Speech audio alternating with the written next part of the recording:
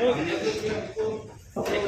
काम कर साहिल भाई फ्रेम तेरा सही तो रख सीधा मैं लगा के चेक करा इसको और हमारे बीच में रमेश जी सोनी हमारे जिले के अध्यक्ष और अजीत कमांडो हमारे पूर्व के प्रदेश अध्यक्ष अल्पसंख्यक मोर्चे के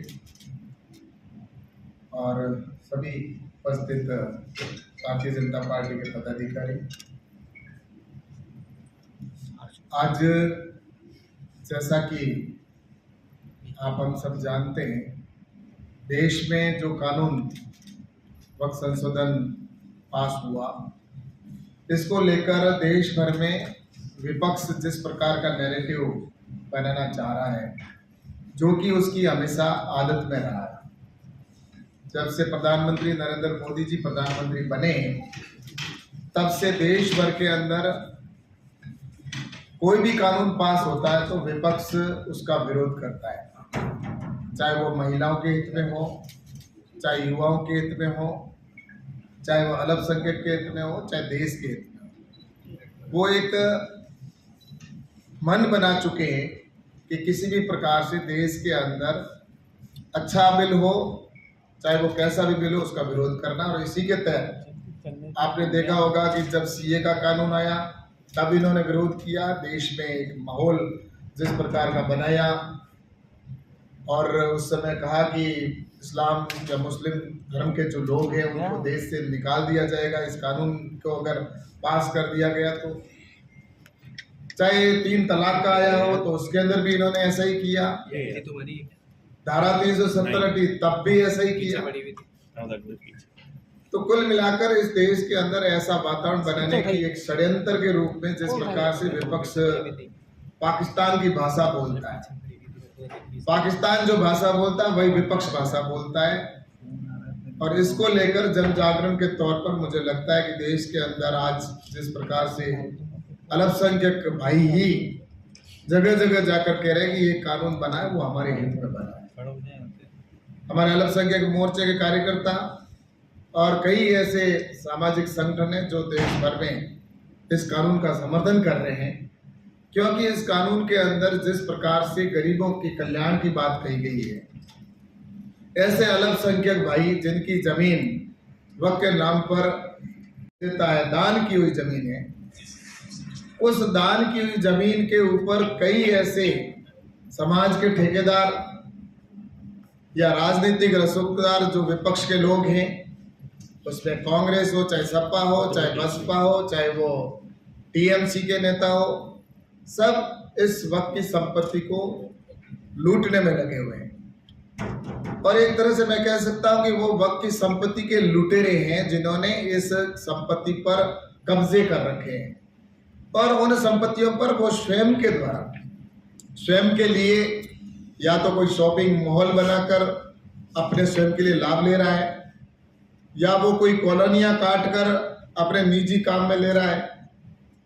पर इस प्रकार से कि उस जमीन के ऊपर कब्जे कर रखे और बैठे हैं, उन सब ने जिस प्रकार से लूटी है, इसको लेकर इस कानून के अंदर ये किया गया है कि आने वाले समय में ऐसे लुटेरों से जमीन वापस लेके और जो गरीब तबके के जो अल्पसंख्यक भाई हैं, जो मुस्लिम भाई हैं, उनके वो जमीन काम आए।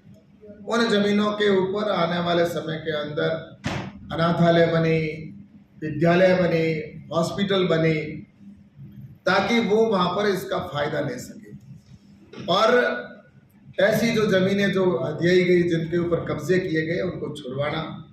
और ये सारी चीज़ें जब हो रही है तो ऐसे लोग जिन्होंने वो चाहे कांग्रेस के हो, आज जो राष्ट्रीय अध्यक्ष है खड़गे, उनके पास भी लगभग 30,000 एकड़ जमीन पे उन्होंने कब्जा कर रखा है। ऐसे ही मुस्लिम नेता ओवैसी ने भी लगभग 3,000 से अधिक एकड़ जमीन के ऊपर कब्जा कर रखा है, स्वयं के निजी काम में ले रहे हैं। और इसके अंदर जो जमीन है वो कोई सिर्फ ऐसा नहीं कि उन्होंने जो वक्त में दान दी हुई संपत्ति पे कब्जे कर रहे हैं, वो हिंदुओं की जमीन पे भी कब्जे कर रहे हैं। तो ईसाइयों की जमीन पे हो, चाहे वो सिख की हो, और उन्होंने मुसलमानों की संपत्ति है उन पे भी, उनको भी नहीं छोड़ा। जिस प्रकार से गिद्ध की नजर होती है वैसी इनकी नजर है कि जहां भी मौका मिले उसको हड़प लो।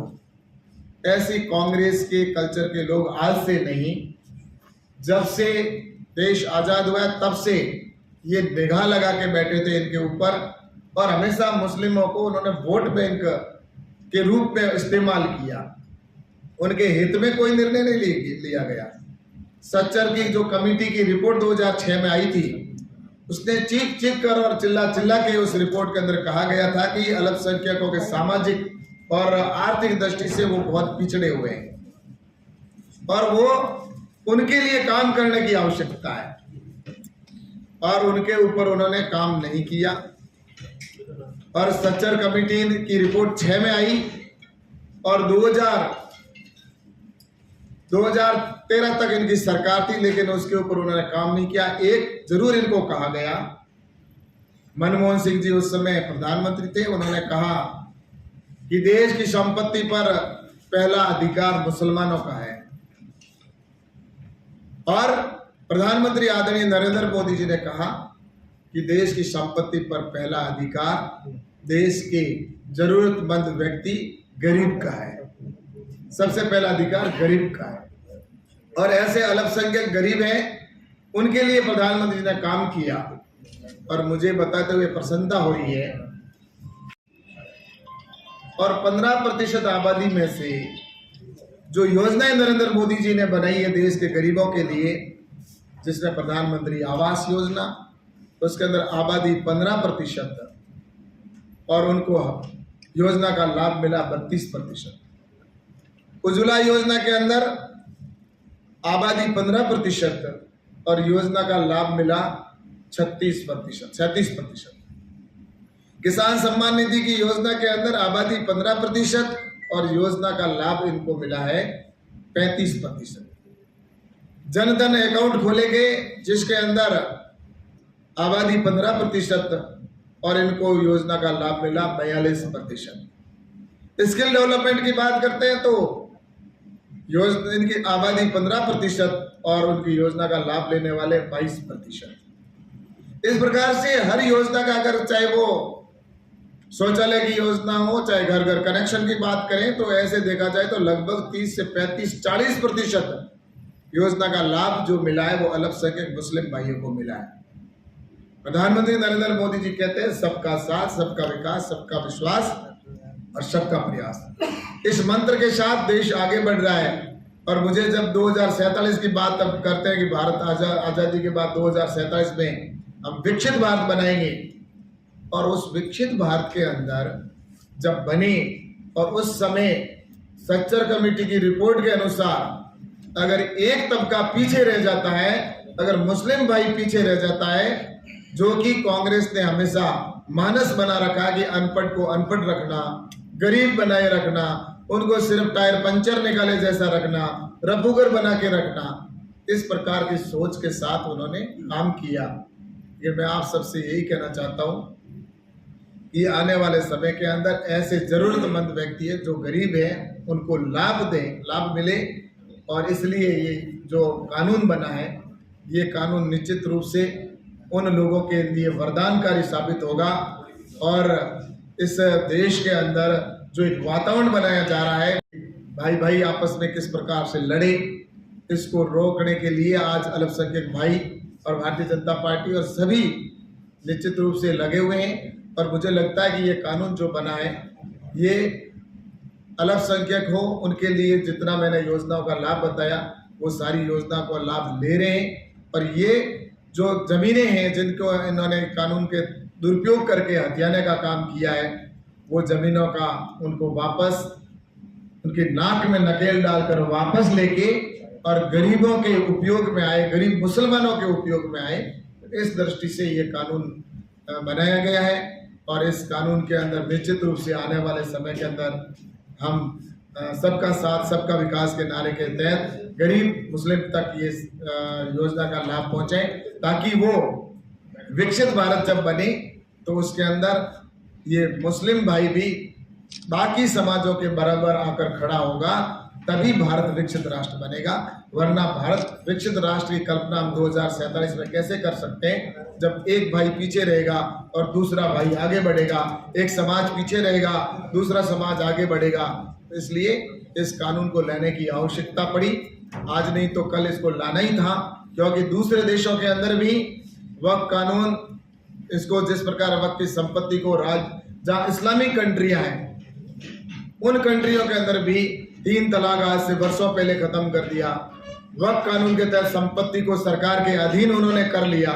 तो देश के अंदर तो आज भारत के अंदर तो इनकी संपत्ति इन्हीं के पास रहने वाली है, ना कि दूसरे के किसी काम आने वाली है। इस वक्फ की संपत्ति से जो भी प्रॉफिट होगा, जितनी संपत्ति इन्होंने की है पिछले सालों के अंदर, आपको बताना चाहूँगा आंकड़ों के साथ कि उनकी 2006 के अंदर जब स्ट्रक्चर कमेटी की रिपोर्ट आई, उस समय वक्फ की संपत्ति जो थी वो 4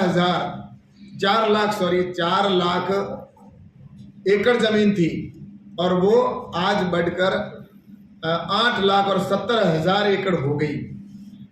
और उनकी आय 2006 के अंदर जो थी वह 163 करोड़ थी, और आज उसकी आय बढ़कर 166 करोड़ हुई। जमीन डबल हो गई, डबल से भी अधिक हो गई, लेकिन आय सिर्फ 3 करोड़ बढ़ी। ये पैसा बाकी का जाता कहाँ है?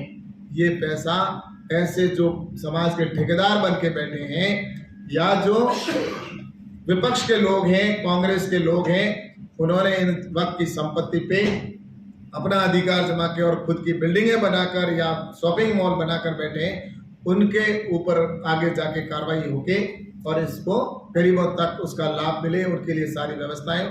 तो इस बात को लेकर उनको तकलीफ है, और विपक्ष को अगर तकलीफ होती है गरीब को न्याय देने के अंदर तो हमें कोई आपत्ति नहीं है। हमें अच्छा है कि ऐसे लोगों को तकलीफ होनी चाहिए, वो विरोध करने वाले विरोध करेंगे ही, क्योंकि उनको आने वाला कल है जो उनको दिख रहा है कि कैसा हमारा होने वाला है। लेकिन गरीब के न्याय के लिए हमारी सरकार और हमारे प्रधानमंत्री आदरणीय नरेंद्र मोदी जी लगे हुए हैं, और ये कानून उनके हित में आया है। सर, सुप्रीम कोर्ट ने रोक लगा रखी है नियुक्ति पे।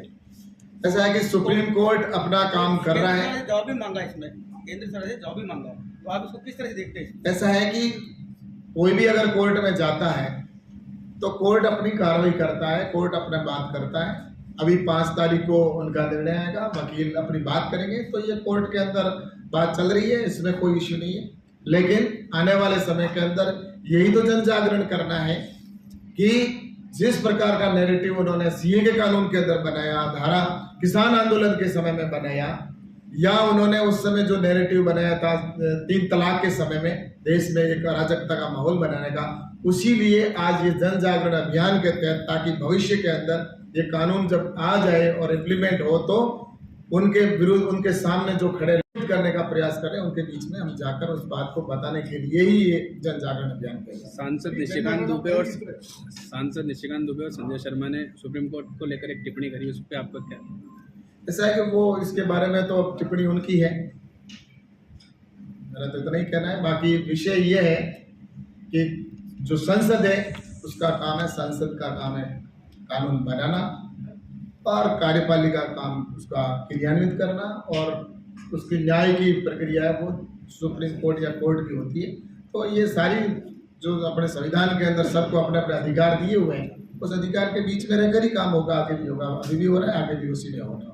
जनगणना की रणनीति क्या रणनीति आपकी, कैसे जागरण कैसे करेंगे सर? लोग अभी भी भ्रमित हैं। यहाँ दरगाह है, आप क्या भारतीय जनता पार्टी आम जो समाज के जो ऐसे कई नागरिक हैं, जो समाज स्वयंसेवी संस्थाएं हैं वो भी, और अल्पसंख्यक भाई हैं जो मुस्लिम बंधु हैं, वो भी इस कानून की तारीफ कर रहे हैं, लगे हुए, तो वो भी उनके बीच में जाएंगे। क्योंकि इनको 60 साल तक कांग्रेस ने सिर्फ वोट बैंक बना के रखा और उनको गुमराह करने का काम किया था। ये अब मुस्लिम समाज के लोग समझने लगे हैं, क्योंकि आपको पता होगा कि इस कानून के अंदर आपने देखा होगा सीए के टाइम में इन्होंने सबने कहा था कि आपको देश से निकाल देंगे, ये कानून ऐसा है। उसमें कितने सीए वहाँ शाहीन बाग के अंदर भी दंगे हो गए, दूसरी जगह भी दंगे करने के प्रयास किए थे।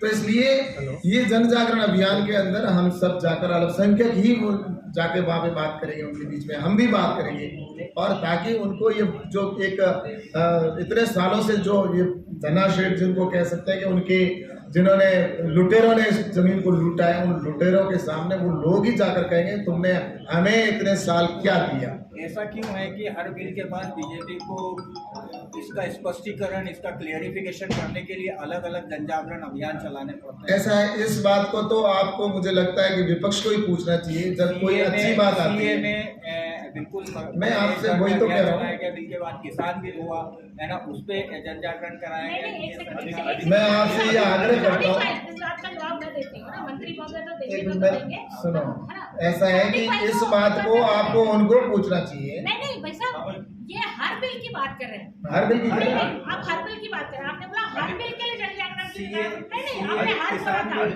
बोला था, हर बोला था। आपने हर 100 से अधिक बिल पास किए हैं, पर ये बिल जो राष्ट्र से संबंधित है, जो राष्ट्र में एकरूपता, हम एकता और अखंडता की बात करते हैं ना, समरसता की बात करते हैं, समानता की बात करते हैं, तो ये समानता, देश में समानता स्थापित हो इसलिए ये बिल लाए गए थे। लेकिन हर उस समानता वाले बिल का कांग्रेस क्यों विरोध करती है? हाँ, मैं बोल रही हूँ किसान आंदोलन उसने कुछ संशोधन किए, वापस नहीं लिया उसको, कुछ संशोधन करके वापस लागू किया। सर, आपने केंद्र सरकार के आरक्षण मिल रहा है, उसमें इतना मिल रहा है, क्या योजनाओं में जातिवाद का परसेंटेज देखना क्या उचित है? ऐसा है कि जब बात वो अगर विपक्ष इस बात को कहता है, अन्य कास्ट जो है, राजपूत है, महाजन है या अन्य कास्ट है, उनका परसेंटेज भी आप बताओ, उनकी भागीदारी कितनी है? ऐसा है कि जब बात आती है कि उनको कितना हक मिला, क्योंकि कांग्रेस और विपक्ष हमेशा यही बात कहता है कि आपके साथ में दोयम दर्जे का व्यवहार किया जाता है अल्पसंख्यक के साथ में, तब ये बात उनको आंकड़ों के साथ बताना पड़ता है, और उसी के तहत ये बताया जा रहा है कि जो बात आप कह रहे हैं कि आपको जिस पर उन्होंने तो बातें की सिर्फ 60 साल तक जनता के सामने कि हम आपके हित में काम करेंगे, विपक्ष उन्होंने सरकार में रहे 60 साल तक, लेकिन उन्होंने उनके काम नहीं किए। एक्चुअल में काम अगर धरातल पर हुआ है तो आज प्रधानमंत्री आदरणीय नरेंद्र मोदी जी के सर, मेरा ये सवाल है, क्या ये मैसेज सही है? क्या योजनाओं में पात्रता का आधार नहीं बनाकर जातिवाद का आधार बनाया जा रहा है? ये ऐसा ही जब कोई पूछेगा तो हर प्रकार के आंकड़े देश के अंदर होने चाहिए, और आंकड़े अगर कोई पूछता है तो आंकड़ा बताना मुझे लगता है कि कोई गलत नहीं है। आंकड़े योजनाओं का लाभ सर जिसको मिला उसको दिखाना चाहिए। कांग्रेस आंकड़े की बात करिए, जातिवाद की जनगणना की बात करिए, क्या ये जनगणना होगी? नहीं, योजनाओं में जाति को कभी आधार नहीं बनाया। आज का विषय है, आपने योजना बताया मैडम, आपको उल्टा सवाल है। मैम आपने योजना